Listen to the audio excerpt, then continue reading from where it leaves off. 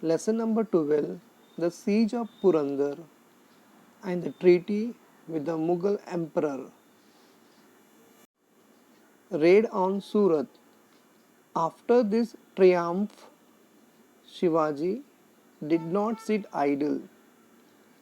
Aurangzeb's troops were laying waste the whole of Maharashtra. To bring the emperor to his senses, Shivaji carried out his daring raid on Surat. Surat was so far away from Pune that no one but Shivaji could have thought of this daring raid.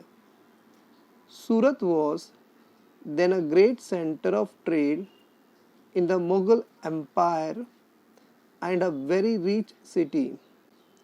Shivaji carried out the raid successfully and brought home a booty worth lakhs of rupees. Shivaji did not forsake ethics in the raid on Surat. He spared the churches and mosques. He did not show disrespect to women. The raid on Surat drove Aurangzeb in a furious rage. He now decided to put an end to the Maratha kingdom. He ordered his great general Mirza Raje Jai Singh to humble Shivaji.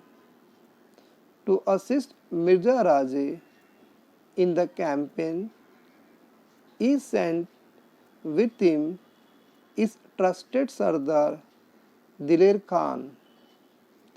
The two landed in the Deccan with a huge army and unlimited funds. Swaraj was in real danger. Immediately after his return from the expedition of Surat in 1664 AD, Shivaji Maharaj heard a sad news.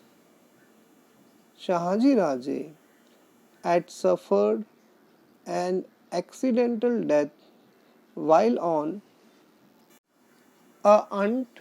Shivaji and Jijabai were greatly grieved. Holding his mother close to his bosom, Shivaji Maharaj consoled her. Siege of Purandar by the Mughal army. Purandar was one of Shivaji's big and strong forts. Diler Khan knew that Shivaji could not be defeated as long as he was the master of Purandar. He therefore laid siege to this powerful fort. He had a huge army under his command. Murarbaji was in charge of the fort. He was a determined fighter who would not easily yield to threats. He was also supported by brave troops. With their help, Murarbaji decided to defend the fort. Diler Khan's guns went into action. Fiery cannon balls began to drop on the fort.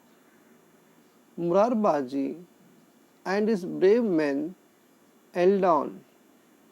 The first bastion on the Machi collapsed under gunfire. Diler Khan's troops captured the lower fort. The Marathas withdrew to the upper fort and continued to fight. Diler Khan was watching the battle from his camp.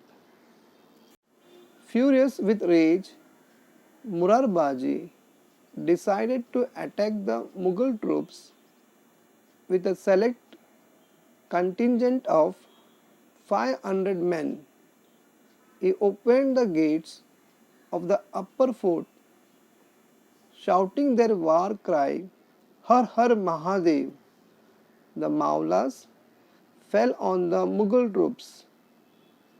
After the fierce battle, which lasted for a short time, the Marathas routed the huge Mughal army which fled towards Diler Khan's camp. Murarbaji followed them in hot pursuit. With his troops, he entered the camp of Diler Khan and wrought havoc there. The enemy troops were in flight, and the Marathas in pursuit. Cries and shouts filled the whole camp. In great hurry, Diler Khan mounted his elephant and looked ahead.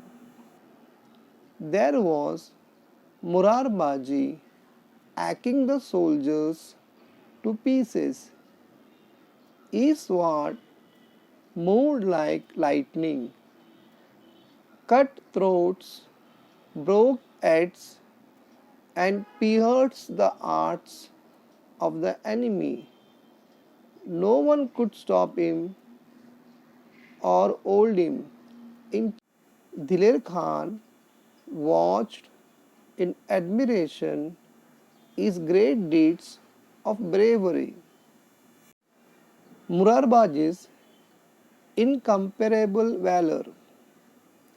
Seeing Diler Khan, Murarbaji asked his troops to attack in full force and himself advanced towards Diler Khan.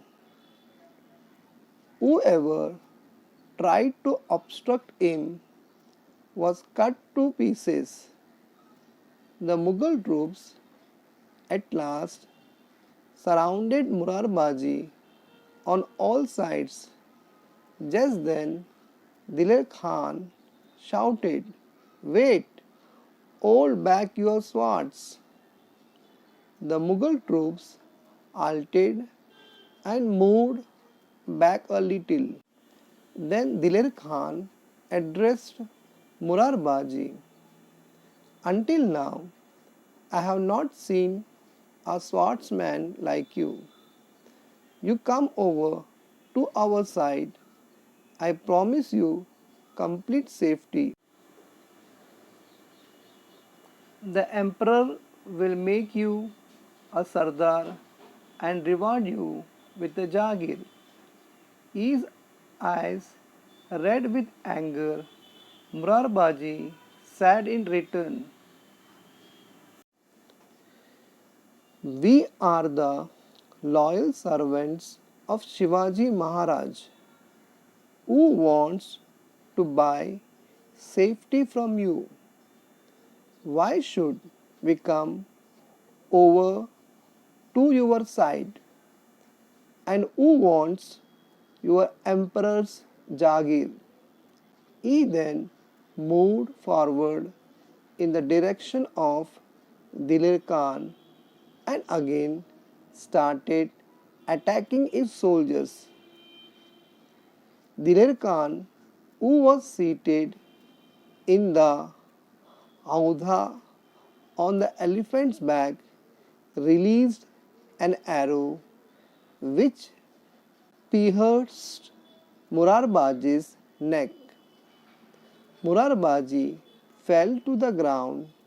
His followers lifted his dead body and took it back to the upper fort.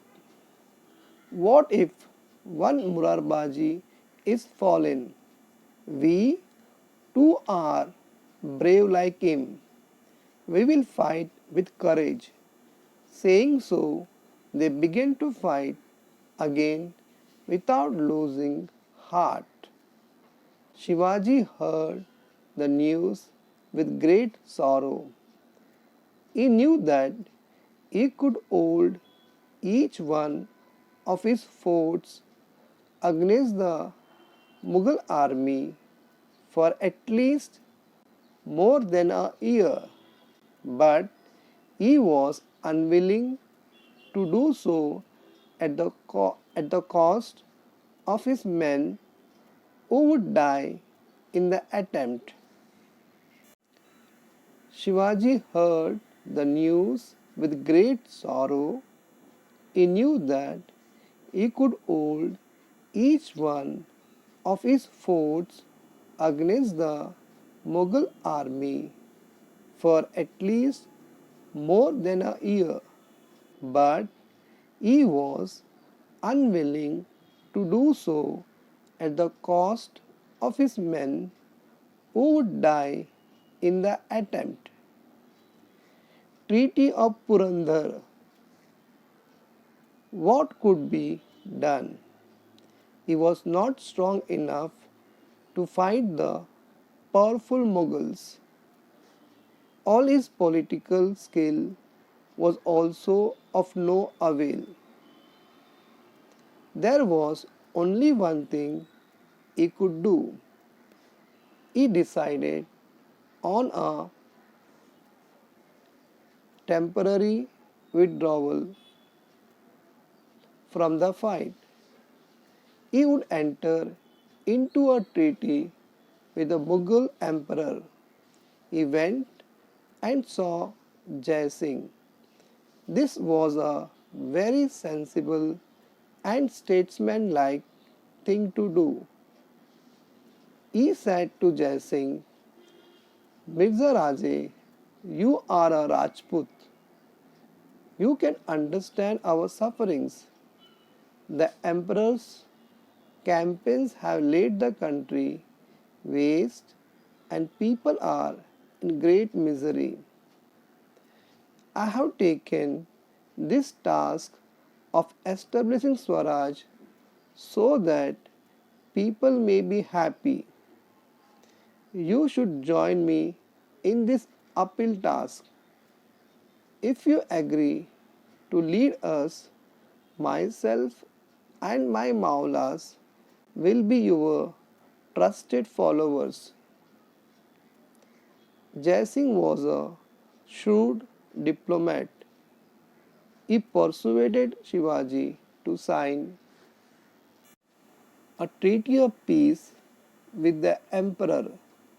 Shivaji signed the treaty, and according to its terms, 23 forts and a territory with a revenue of 4 lakh ounce, a gold coin, were to be handed over to the emperor. The Treaty of Purandar was signed in 1665. After the treaty was signed, Jai Singh suggested to Shivaji that he should go to Agra and see the emperor. He also guaranteed Shivaji's safe return. Shivaji thought over the suggestion. He knew that the emperor could not be trusted. He had proved treacherous to his own brothers.